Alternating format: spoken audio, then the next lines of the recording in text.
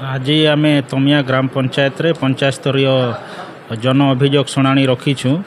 आम सांगरे सरपंच तमिया अच्छा, नायब सरपंच अच्छा, अलग पंचायत मेंबर्स माने अच्छा, पीओ एडीओस एवं आमर ब्लॉक रो अलग स्टाफ माने आसिकी लोकंकर विभिन्न जो समस्या उपर तांकर दरखास्त देउछंती ताको आमे इमीडिएट जोटा डिस्पोजल होउछि ताको डिस्पोज करूछु। आउ जोटा आम हाथ रे अछि टार्गेट सेटा को आमे एप्लिकेशन सबको अलग सेक्शन सबको देउछु। विशेषकर आमर पीडीएस रे इनक्लूजन पई किछि नुआ कार्ड पई भी देइछंती।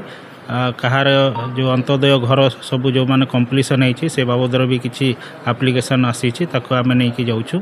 भत्ता जो मानकर 80+ हो जाइए ओरिजिनाली किंतु तांकर भोटर कार्ड रे जेतु एज प्रूफटा हो पारुनी तांकर अभियोग अच्छी आमे ताकू इनक्वारी करी एज पर आवर गाइडलाइंस रे आमे तांकर जो 80+ रो जो 3500 पाइबा योग्य अच्छी तांको भी इनक्लूजन करबा पई आमे पदक्षेप नेबू।